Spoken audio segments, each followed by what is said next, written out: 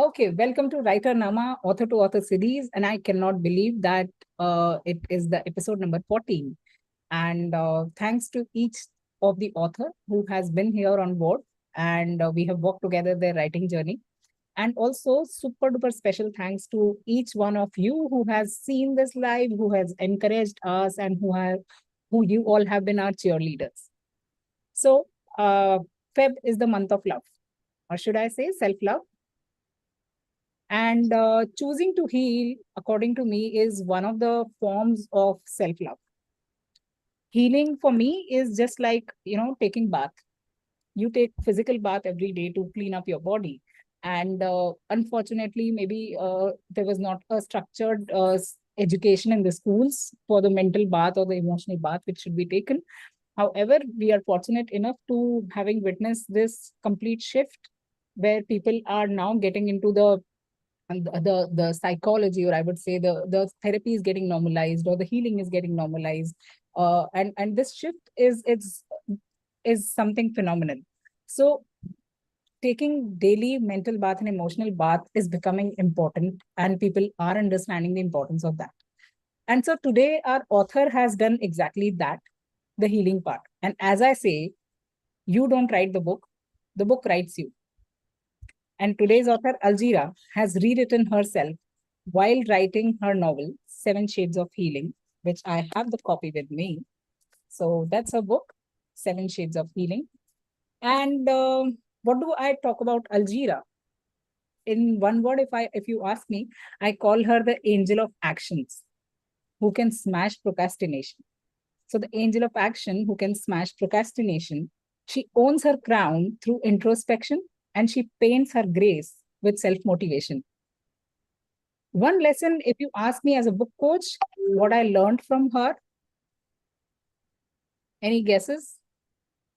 For me, it was how to make the best use of time and how to never complain about not having time. And in fact, rather than not having the time, rather than that, making the time for the things which really matter to you. And if Algira, I can summarize her writing journey in that, that was about that. Finding, not just finding time, but making time for that. Her book is a must read for all those who seek to heal and also believe in the concept of planting a seed so that later on they become the tree and they can provide the shadow to the whole world, the comfort to the whole world. And today, in the month of Feb, I'm welcoming one such sturdy tree in human form, Algira. And welcome, Algira, here on board. I'm so glad and honored to have you here. And congratulations, although you have got so many congratulations from me for your book, Seven Shades of Healing. However, this is an official congratulations on YouTube. So welcome to Author series. Thank you so much, Heena, for such a lovely introduction. And I must say, first of all, thank you so much for having me over here. And this is an amazing community to discuss and to learn from. And I'm super excited to get myself interviewed from you because you have interviewed such genuine souls as well as such genuine authors who are highly experienced, who have a lot of knowledge and who are never lost for words. But I'm just new and toddler in this field, and I feel really excited as well as overwhelmed to be over here. I really like the poetry that you just mentioned about me.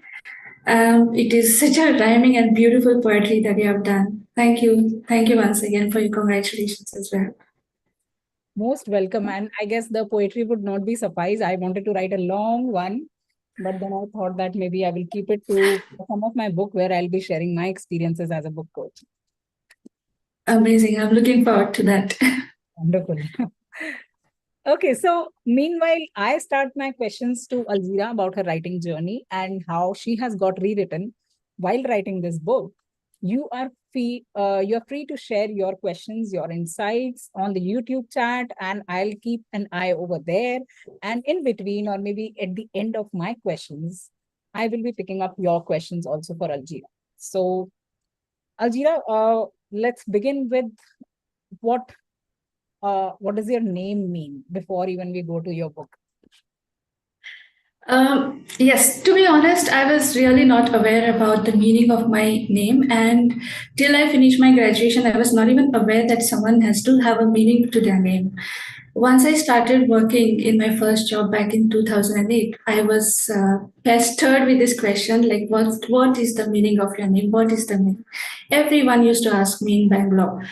And I used to always say, I don't know. And nobody used to bite. So once one of my bosses, he said, "Let me find it out for you," and he came back with the meaning as Algira is the name of the sweet prepared in Jordan. It's made out of camel milk. Like in India, we have this sweet prepared out of cow milk, the first milk. Similarly, they have something like this in Jordan, and it's a camel sweet, camel milk sweet. So yes, and I live with it from that day on. Wow. Wow. That's a very beautiful, touch to your name. That's very unique, actually. Very beautiful. And it is sweet, just like you. Thank you. Welcome. So, Algira, not everybody who will be watching or is watching this live has read your book. So, how about, talking a little bit about your book before we move forward to further your writing journey? I always wanted to write something about me, and I didn't know whether I would write it as a short story or an essay or just a poetry. Poetries used to just happen to me when I was when throughout my life, and I used to write short stories when I was in school, and my mom used to be the first reader of everything that I used to write. And my mom was always worried about me till now. So I was not able to explain to her that I am fine. And writing is one particular way that I can express myself better. Hence, I got into writing a book because till the time I write this 7 Shades of Healing, I never thought I would write a book. So this book writing was that reason that will help my mother to understand that I am okay. Wow. Wow. That's a very beautiful, I would say very tender yet beautiful and yet very strong reason for someone to, go about that, because ultimately it all boils down to emotions, or it boils down to the people we care for, and what can be a better why rather than this. That's a very, very beautiful one. In fact, I maybe you have shared, but this part is something very new to me. So, uh, very, very beautiful. Thank you. Most welcome. And so, Algira, let's talk about the book title. How did you come up with this book title? I know the story, but let's share it with the world. Yes, this is very interesting for me. Initially, I had something different in my mind as a book title, and I had shared it with you as well. And I basically wanted to write a book regarding healing, and it must be something positive. However, the title was not that positive.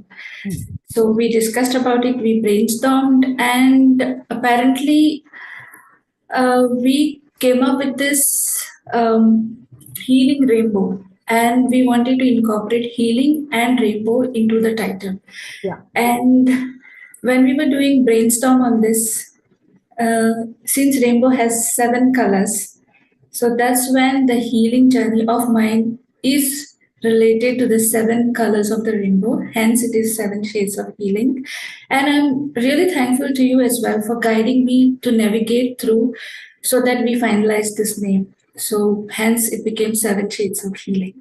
Wow, that's so wonderful, so beautiful. And in fact, if you're okay with that, let's talk about the previous name, not in terms of whether something was right or wrong, but in terms of how every word plays or maybe manifests as a reality in your life. And that was the reason that I suggested that, let's not go ahead with that. So are you okay sharing like what was the previous name? And then, let's add that perspective for the audience also, to maybe on their further projects, they can connect the dots similarly, regardless of whether they are coming to me or not. But that's a kind of takeaway, which can be a very wonderful one for each one of them. Yes, absolutely. So, what I believed is that whatever we think, it takes a form of a cancer. So apparently, what I wanted to show through my book is whatever we think is what you are made up of. And hence, I had decided to keep the title as Cancer That Healed Me. So, cancer in itself was becoming a absolutely negative term. Hence, when you enlightened me on this particular term, how it will further manifest into and how it will affect my life as well, considering that it is about healing and considering what we are going to manifest by writing, because we as authors believe a lot in word and that's what we manifest further. So hence I agreed to it. And trust me, when I dropped this name, Cancer That Healed Me, the second part of this book, as in like Seven Shades of Healing, happened naturally, because first I decided the title and then the stories and the chapters were coming up. When I was doing Cancer That Healed Me, I was not even able to start. I was not even able to know where to start from. But as soon as we changed the name, the rest of the book happened automatically. Wow, that's very powerful. So what I learned over the period of time, especially after doing NLP, and one of the incidents was really always it stick to me. It stuck to me forever, like a lesson that the words you use become your reality. And those who hail from quantum physics, those who understand law of attraction, or those who know the grammar of manifestation, it's very easy to understand. However, I would just elaborate with an example where we learned it in NLP, where there was one lady who used to say always that my boss is a pain in my neck. My boss is a pain in my neck. My boss is a pain in my neck. And whenever she used to complain about her boss, that was the normal line for her. However, with time, she realized that she actually started having pain in her neck because she was repeating this. And since our subconscious doesn't understand the difference between what is real and what is not, it just listens to what we say and follows that and manifests that as a reality. And her words itself became her own prison. So our mentor says this, that your sentences become your sentences. So keeping that in mind, he once told me that, you should be very careful about keeping titles of your book. And they also do the same because they are your creation. And what words you're bringing up in this world comes back to you.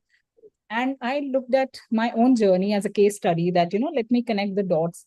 And each title of my own 4 books manifested the same thing the title brought up.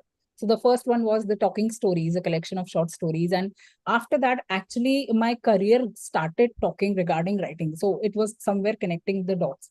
After that, the second book was about I in life, which is introspection and inspiration. And the same thing, although I did not know the science behind that, thankfully, I used all the positive words and they got manifested accordingly. And I saw that there was a lot of introspection which happened after my second book. And third one was the other side of fairy tales. And literally a fairy tale broke for me. And that was after the book came, within 6 months of that, my dad left me.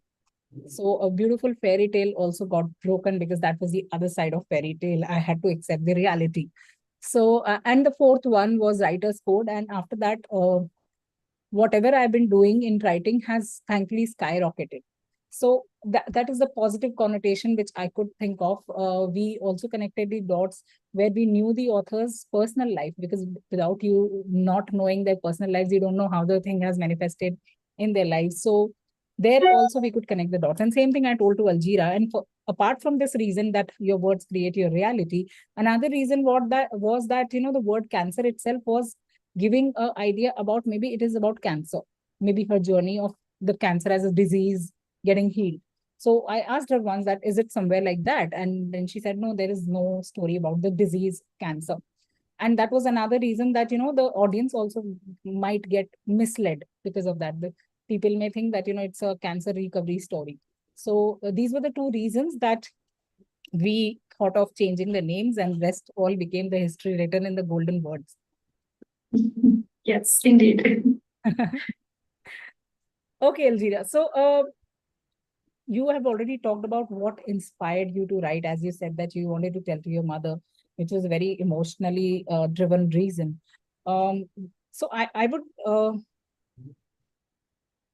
ask you, what apart from that kept you going, and what is your biggest motivation in writing? Because often at times what I have observed that, we start with a lot of zeal, including me, and what happens on the way is life keeps on happening, and somewhere sometimes your project starts gathering dust.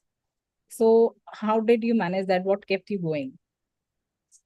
So let me start with your second question. It's about the motivation.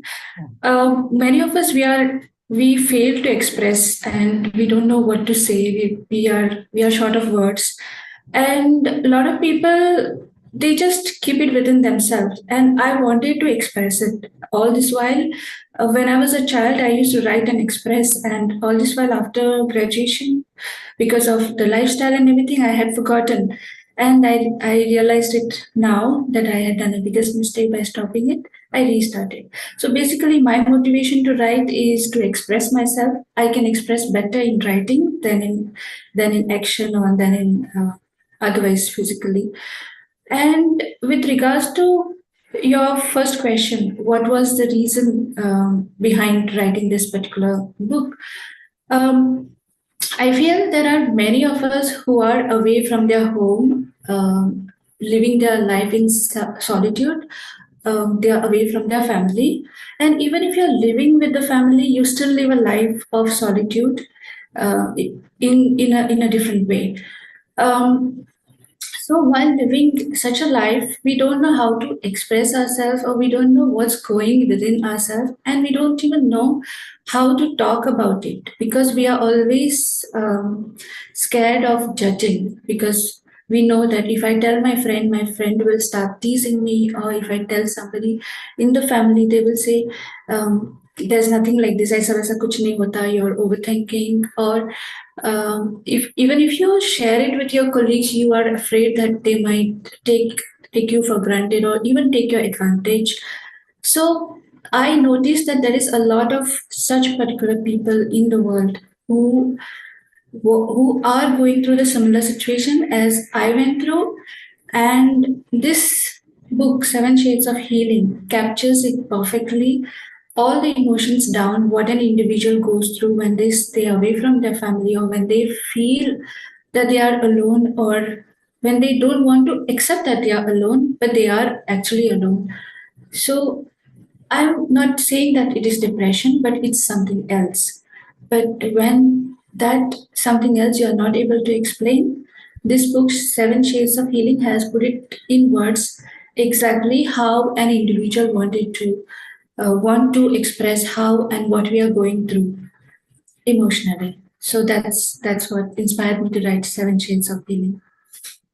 Wow, that's very powerful, and actually powerfully vulnerable, or I would say vulnerably powerful, that you sharing this part that loneliness. I guess rather than bigger than cancer, the loneliness has become a disease these days, especially with the screen time also. Not just because you're living far from family, people are alone despite living in the families also. Where that's and addressing that part, uh, that's very powerful way, or it's kind of a very noble cause is what I would say. That to bring, not just to accept that and bring up your story, and through that story giving that message to all. So that's absolutely a very powerful one for me. Okay, Algira, one thing which often keeps coming to me, I get different clients who write book. Some write it, you have seen, some have written it in 10 days also. Some take a year also. That's so not judging that part, but there are few who, as I said, get lost somewhere in the rat race of life, or things keep on happening. And despite coming and getting the flow and everything, sometimes they stop, or there are several reasons. There are sometimes personal reasons, but in short, if I become a rude teacher here, I would call them all excuses. So, what is that one thing which you would suggest to people, anybody, that may be a person who is writing their book in 10 days also, and that may be a person who is writing a book in a longer time, or is especially those who stop in between? and they think that, I was not cut out for that. So how to beat that procrastination or a self-limiting belief where you keep going for the writing, despite writing sometimes being boring at times, despite writing being the lonely job, despite writing being the last thing which you would be doing because you have bills to pay. And how do you deal with that, and how have you dealt with that? There are two ways when I look at this particular challenge, that's procrastination. First, you have to, there is this famous saying that you have, before quitting or before leaving something, you have to first realize why you started it. So similar thing applies over here. So when you start writing, you have to, when you think of stopping it, or when you think of procrastinating, you have to first think why you started it. And even if you're not able to write, there are some days when your mind doesn't help you to write. Even if you write one line, and the next day when you continue it from that one line, imagine if you have not written that one line, you would have not been able to complete that future paragraph or the story of that particular book. So that's what applies over here. So sometimes there are days when you write the whole paragraph or the whole one book, one lengthy page, and the next day when you read it, you feel that it's not right and you just trash it. So there are days like this also, but then you have to think to yourself, if I would have not written that yesterday, today I would not be able to excel in what I had written yesterday. So this is how you motivate yourself. Like, if you were something yesterday, today you have to challenge yourself to be better. It's making yourself better and better every day, and by making yourself better every day, you will make your product better than what it was yesterday. So the same thing goes parallelly. And with regards to the second situation, I've written this in my book as well, that the day when you feel like not doing it is the day actually you're supposed to do it. And believe me, that is the day you will do the best shot. I think this applies everywhere. There are days when you feel really lazy. Again, another word for procrastination, and you're not in a mood to do it. But when you actually open your book and start writing, that is the day when you are more relaxed, to be honest, and you will be able to write better and hence provide better product. This has personally helped me, and this has happened to me, and hence I'm able to speak about it. Wow, that's very powerful, because I remember the times that it was for you, despite having a job, you used to update me, this is done, this is done, this is done, and I was like, this girl is a rocket or what? Experience I had with Annie Paul also. Annie also is like, this is done, this. I was like, is it about the place where these guys are working? Something is in the air, or I don't know what is there in the water there. कि वहाँ का पानी पीने वाले सारे एकदम go getters है or something like that. But then I realized that it's about the kind of mindset you guys share as in maybe again it might be in the air that how to come back, bounce back, and you accept that that's fine if there was a less work, and there are days where I won't be working, that is also fine, but you define your own consistency. And yesterday only in my cutting edge accountability program, I talked about this same concept of consistency, that consistency is not about always feeling that glass is always full. It's about accepting that glass will be half for some days. It might be 3/4 some days, it might be 1/4 some days. All what matters is putting just one drop inside the glass every day. Yeah, exactly. So that was very beautiful, and I was super inspired looking at the kind of dedication you had, and hats off to you for that. In fact, I would suggest you, whether anytime in future if you want to take up coaching or any workshop, do take one on consistency. I'll think about this on the serious note. Yeah, absolutely. People are like, it has become that,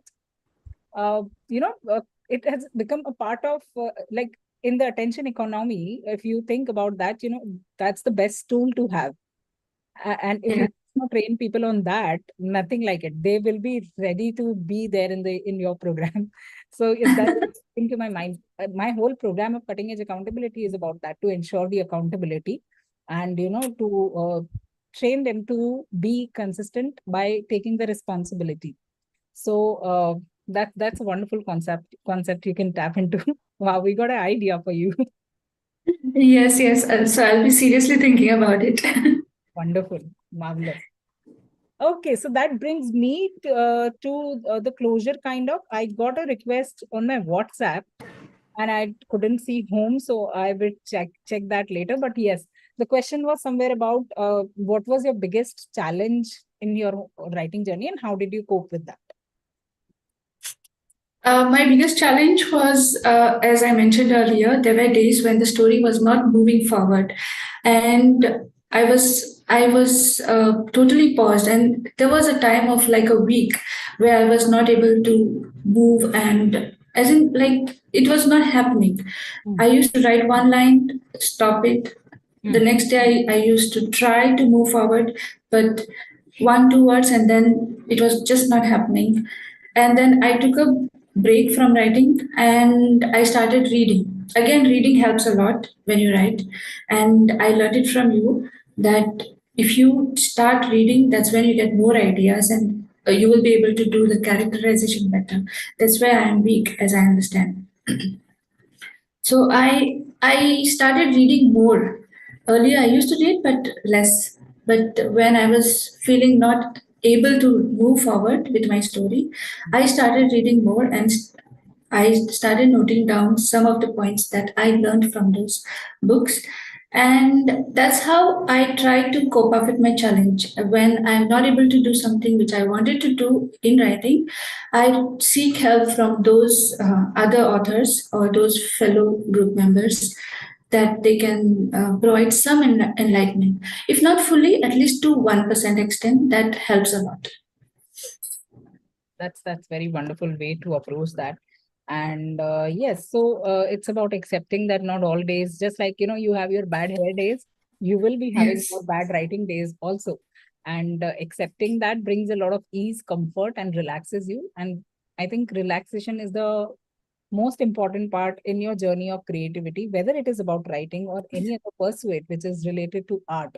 Till the time you're not relaxed, ideas will not flow, and you will not get into that so-called flow which you're looking for. All you need to be is to just get relaxed without worrying about past, future, or whatsoever. Yes. Yes. So time for a quick round of rapid fire, I personally call it. And so those who are aware, I'm just reiterating what the game is about. It is this or that, where I would be talking about two options, and Algira has to choose one of that. So eating or sleeping, so she has to choose one and stuff like that. Okay. So if you have any options which you want to ask Algira, you can surely put in the chat box of YouTube, and we'll pick up from there. Okay, Algira, ready? Ready? Yes. Okay, so here we begin. Writing or reading? Choose one. Writing. Okay. Traveling or writing? Writing. Okay, wow, interesting. Writing a love story or writing a suspense novel? Love story. Wonderful. Writing a fiction or a non-fiction? Fiction. Interesting. Exercising versus yoga, which would you choose? Yoga. Okay. And yoga or meditation? Meditation. Oh, wow, wonderful. And last one is Writernaama or Heena?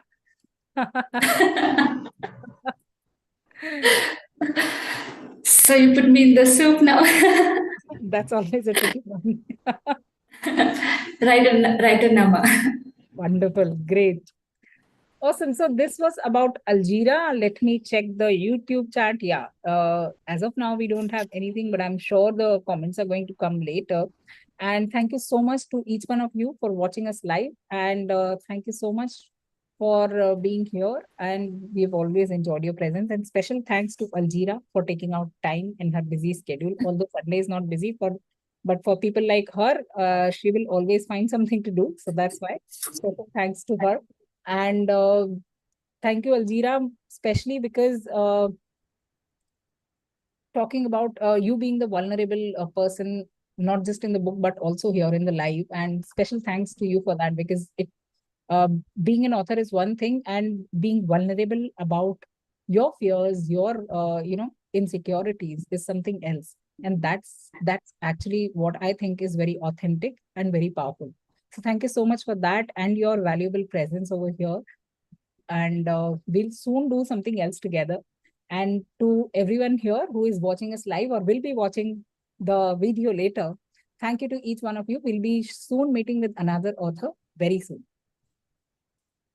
Thank you, Heena, and I thank all the audience also for being a part of this. Thank you so much, and bye-bye.